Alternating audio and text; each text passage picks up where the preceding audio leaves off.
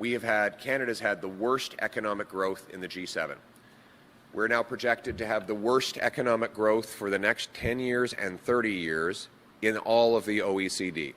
$460 billion more has left Canada for the U.S. than has returned. That's Canadian investment dollars building American pipelines, American mines, American office towers, and paying American paychecks. I want to bring that money home. U.S. GDP per person has been 18% over the last decade. In Canada, it's been 1.4%, not per year, over the whole decade. In other words, there's been no economic growth. And south of the border, their growth has been 14 times higher. Canadian workers are better, and yet they make less, about $20,000 less per year compared to their American counterparts. Now, why is this? Well, the answer is they get less investment. If you take the total investment in the entire American economy, divide it by the number of workers, it's about $28,000 per worker. In Canada, it's $15,000. So the American worker gets almost twice as much investment in tools, technology, and machines as his Canadian competitor. So how is the Canadian factory going to compete with its American counterpart when the U.S. one is adding tools and technology twice as fast? It's just not possible. And we're falling behind as a result. Our wages are down, our people cannot pay their bills, and we are more dependent on the Americans than ever before. One of the reasons is our very high capital gains tax, which punishes people for selling an old investment and reinvesting in a new one. So imagine you're a factory with a vacant piece of land. You want to sell it to a home builder who's going to provide houses to families, and then reinvest the proceeds in expanding your factory. Everybody wins, right? More homes for our youth, more production from the factory, more people working, which means more taxes going to the government. But you can't do that because you'd be hit with a massive capital gains tax on the sale of that land. So you don't. The transaction never happens. The factory never gets expanded. The homes never get built. And by the way, the government, which is trying to tax revenue out of the economy, ends up getting less because there's no transaction to tax. So in irony, everybody loses. More and more, businesses just look abroad. They send their money out of Canada, and they're rewarded for doing so. Look at Mark Carney. He moved one of his funds to Bermuda to dodge Canadian taxes. He moved his company headquarters to New York. He's growing his assets in China.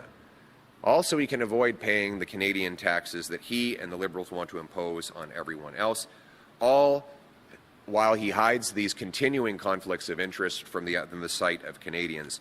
Now, he will say all the right things in the 30 days leading up to the election, but you cannot believe him. Just this week, he was caught having plagiarized his way through university, 10 confirmed, documented examples of plagiarism, which proves that he will do anything and he will say anything to trick people into getting him what he wants. Well, what we want, by contrast, is to put Canada first. And that is why I am announcing today the Canada First Reinvestment Tax Cut. No capital gains when you reinvest the money here in Canada. What do you think? Do you agree with that? So let's go back to my example. The factory sells the land to the home builder. The home builder builds the homes.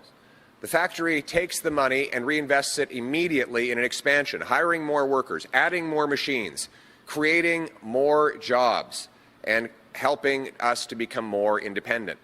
100% of their sale proceeds will go back into that reinvested factory, which means they'll be able to grow more and faster. Or think of companies that have invested abroad. This would allow them to sell those foreign investments and bring it home tax-free. Think of a retiring deli owner who sells his deli and he wants to put the money to work in a safer and more secure, less active investment, the Canadian stock market, money that will then flow into companies that hire workers in this country. Well, he will be able to do that. At the end of the day, this will mean more investment. This will be like economic rocket fuel for Canada.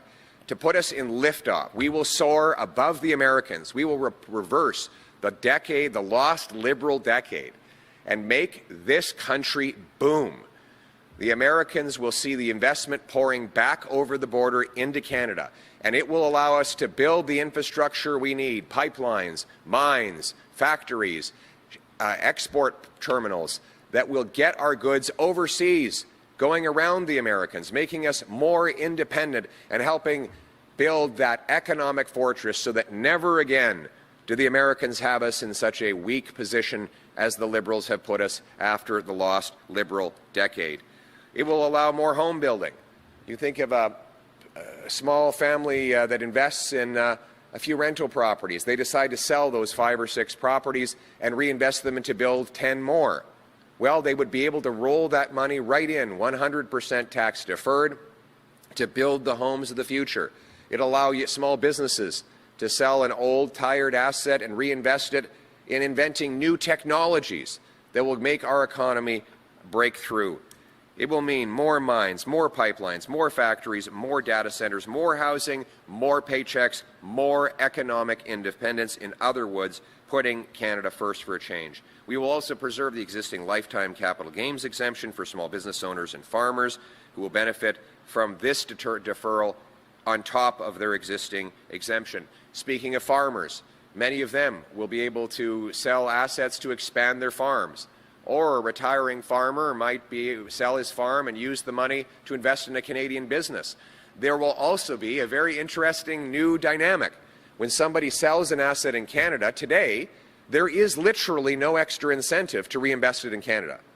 It is just as advantageous from a tax point of view today, under the Liberal regime, to take the money abroad where it can get a lower taxed return later on.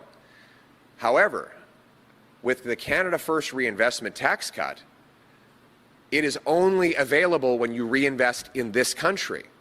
So you'll be able to invest 1/3 more of your proceeds if you keep it here than you would if you send it abroad. This will cause an economic boom that will give us the economic fortress we need. There's no way the Liberals will allow these kinds of policies to go ahead. It is the same Liberal ministers, the same Liberal MPs, the same Liberal strategists, and the same Liberal promises that they have been breaking for the last 10 years. The only difference is they have an even weaker and more compromised leader than ever before. Under Mark Carney, a Liberal 4th term will be more of the same. You vote the same, you get the same. Mr. Carney has not only said that he wants to keep in place the plastics ban, the cap on Canadian energy, C-69, and the big industrial carbon tax that will drive our businesses abroad, he has doubled down on the radical net zero policies of Justin Trudeau. We know that the next 4 years will be worse than the last 10 if the Liberals are given yet another mandate in power. He will lie and deny. He will exaggerate. He will twist. He will try to avoid accountability for the Liberal record. But we have to have a change in this country. We need a new Conservative government that will reward work, cut taxes, build homes, unleash our resources, greenlight LNG plants, mines, pipelines, and other major economic infrastructure, repeal C-69, get rid of the energy cap, unleash production. We will be a nation that rewards strivers, builders, entrepreneurs, and workers, an economic fortress that will allow us to be stronger, self-reliant, stand on our own 2 feet, and stand up to Donald Trump. We know that Mr. Trump wants to keep the Liberals in power because they will be weak and he will be able to dominate. But we're not going to allow that. Canadians are going to take back control of their economic destiny. The last 10 years were about the Liberals. The next 10 years need to be about you. It's time to reinvest, rebuild, and recharge our country for a change. It's time to put Canada's workers first for a change. It is time to bring home our money and jobs for a change. It is time to restore the Canadian promise for a change, a promise that hard work gets you a great life in a beautiful house on a safe street under a proud flag. Canada first for a change. Thank you very much. In terms of Mr. Carney, they like his resume, and they've been sold on a bill of goods that he's a savior. You just heard Zita talk about it. He managed us through the 2008 financial crisis. I was in PMO then. I know who was managing the crisis. I know what Mr. Carney did. He did a fine job as the Bank of Canada governor. He didn't manage us through that crisis. But anyway, be that as it may, I think any piece of intelligence that you get helps you decide which of these two men. And I'll just say this. I'm a business owner in Canada. So look about this controversy with Mr. Carney today. I'm a business owner in Canada. If I did the things that Mr. Carney did, for example, move my head office to Manhattan and then pretend that it wasn't going to have any impact in Canada, or if I organized my affairs and said, no, it's better for Canadians if I organize it in Bermuda, because then all my employees and everybody else will be better off, and all the people who benefit from my business, they'll be better off and they'll have more money. People would laugh me out. If Pierre Poilievre had his rental apartment and organized that in Bermuda, the Liberals would be crying foul and say, what in God's name? This guy doesn't believe in Canada at all. Mr. Carney's got some really tough questions to answer for the next couple of months or the next month or so. And I think people are going to be making decisions on both men, deciding which one of these people is going to stand up to Trump the best.